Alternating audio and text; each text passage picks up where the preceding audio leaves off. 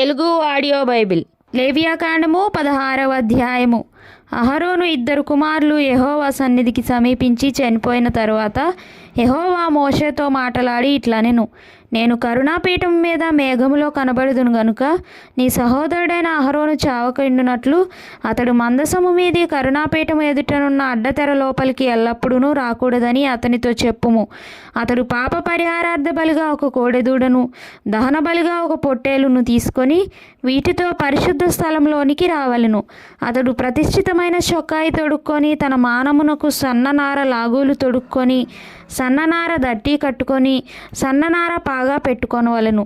అవి ప్రతిష్ఠిత వస్త్రములు గనుక అతడు నీళ్లతో దేహము కడుక్కొని వాటిని వేసుకొనవలెను. మరియు అతడు ఇశ్రాయేలీయుల సమాజము నొద్ద నుండి పాప పరిహారార్థ బలిగా 2 మేకపిల్లలను, దహన బలిగా ఒక పొట్టేలును తీసుకొని రావలెను. అహరోను తన కొరకు పాప పరిహారార్థ బలిగా ఒక కోడెను అర్పించి తన నిమిత్తమును తన ఇంటివారి నిమిత్తమును ప్రాయశ్చితము చేసి ఆ 2 మేకపిల్లలను తీసుకొని వచ్చి ప్రత్యక్షపు గుడారం యొక్క ద్వారమునద్ద యెహోవా సన్నిధిని వాటిని ఉంచవలెను.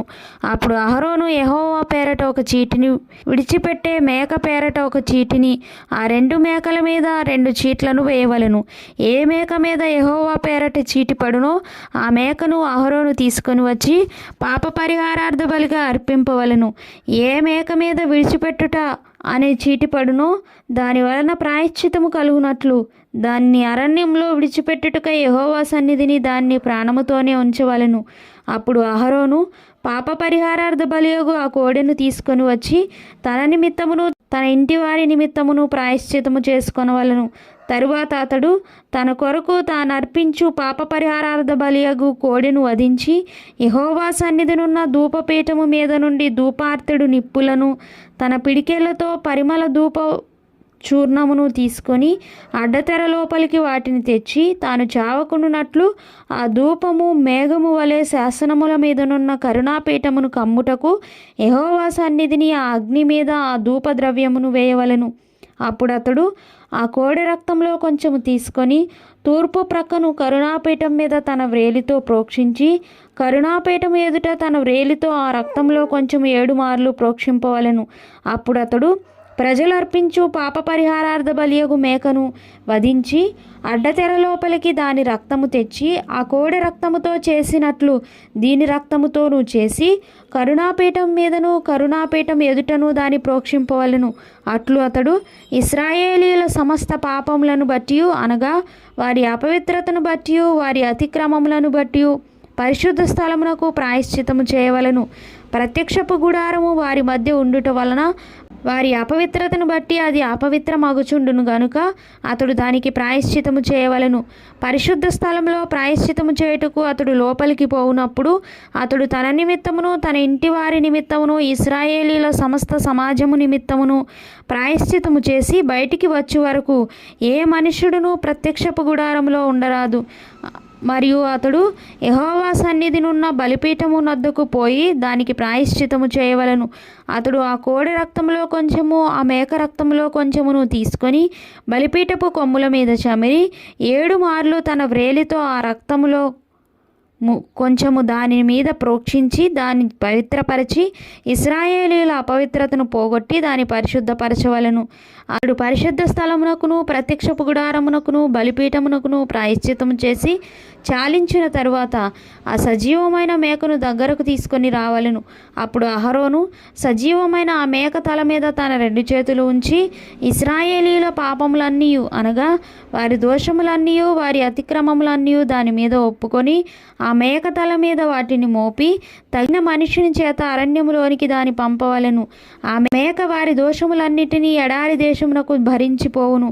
అతడు అరణ్యంలో ఆ మేకను విడిచిపెట్టవలెను.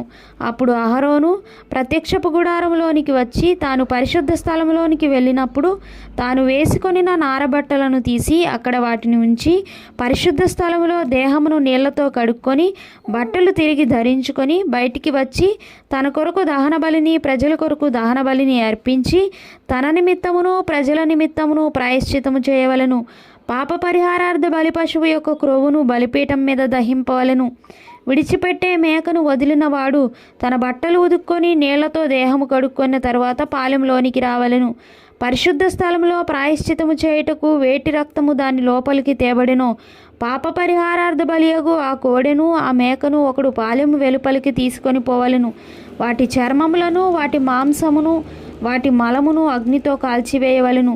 వాటిని కాల్చివేసిన వాడు తన బట్టలు ఉదుకుకొని నీళ్లతో దేహము కడుక్కొని తరువాత పాలెములోనికి రావలెను. ఇది మీకు నిత్యమైన కట్టడ.